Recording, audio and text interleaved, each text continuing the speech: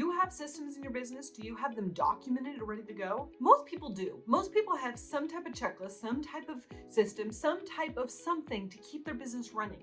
Now, maybe it's not super organized and stuff, but every business has systems. The problem is that most people are missing a few key components to their systems or to their SOPs, which are standard operating procedures that don't make their system successful. So here are 3 things that every system needs.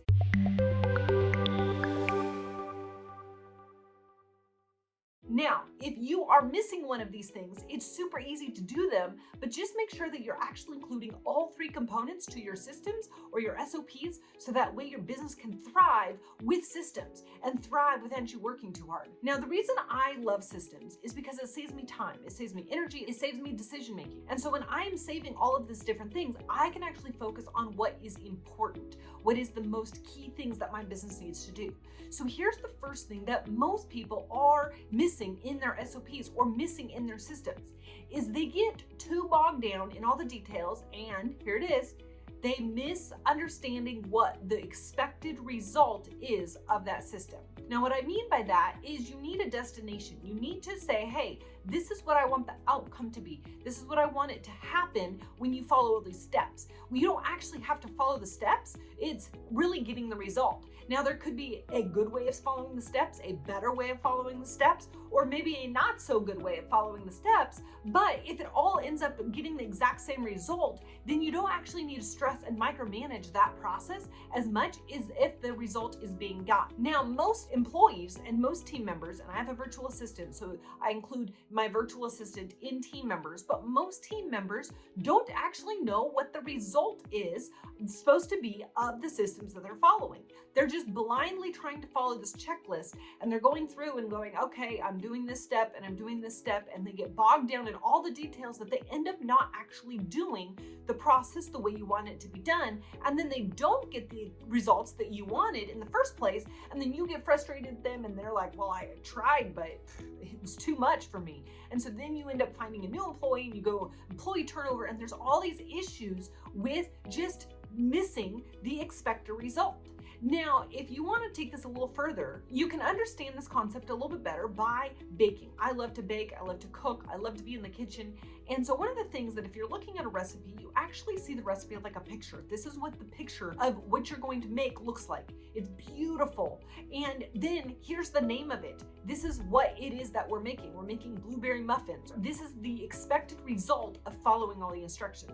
And then we have a few details like, hey, this is how many muffins we're going to make. This is how long the process is going to take, those types of things. So that way, if a process should only take 2 hours and your team member takes 10, then you can see that there's some problems within the system. So most people just go straight to the recipe, 2 cups of flour, 1 teaspoon of baking powder, and then just goes on and on and on. And your employees and your team members are going to get lost in the process without understanding the expected result. So that is the first thing most people are actually missing from their SOPs. Now, number 2 is they're missing clear, concise, step-by-step process to get there. A lot of times there is so many steps, you get lost in the process because it's so complex, and you go down these rabbit trails and you're like, I'm going to explain this story about this step and this story about this step. And so you end up having so many details that now you're reading a textbook just to understand a simple process. So when you're writing out the process, make sure it's clear and concise, make sure it's easy to read. And I even like to, when I'm writing it down, is to put the font at like 14. So it's a little bit bigger so you actually can read it a little bit easier. Along with that is that you want to make sure that you're using language that's easy to understand.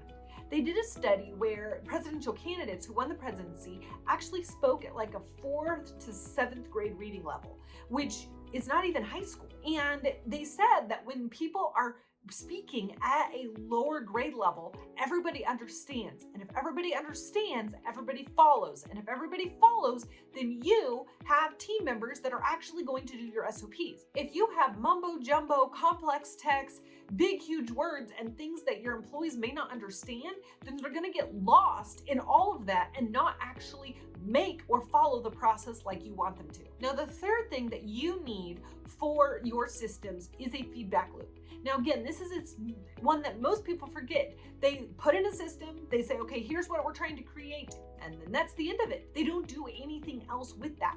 They don't say, hey, did it work? Did it not work? How can we make it better? And so when you create a feedback loop of, hey, this is when, why, where, how we are going to review our systems and make them better, you and collaborate with your team members and they have a say in how that system goes. Maybe they're following instructions 1, 2, and 3 and getting the expected result. And then you're saying do A, B, and C, and it also gets the expected result. Now compare which one's better, which one saves time, energy, resources, money, all those types of things, which one is better. And that's when you have the feedback loop to actually optimize your systems. But here's the other thing about feedback loops, as I kind of mentioned this before, is that feedback loops help you make sure that your employees are bought in. If you're going to be sitting there reviewing the process and they have an opportunity to chime in on that process, then your process is actually going to get improved, not by you, but by your employees. And then they're going to follow that process because it actually works and they can see the results that it works. So remember, there's 3 things that every system needs, and make sure you have all 3 of them to make your business thrive. Now, if you want more videos on systems and systematizing your business and understanding how to leverage your team members through systems, well, then just click the link below and let's chat. If not, stay on this channel, subscribe, and click that bell so you can be notified every time I put out a new video. See you in the next one.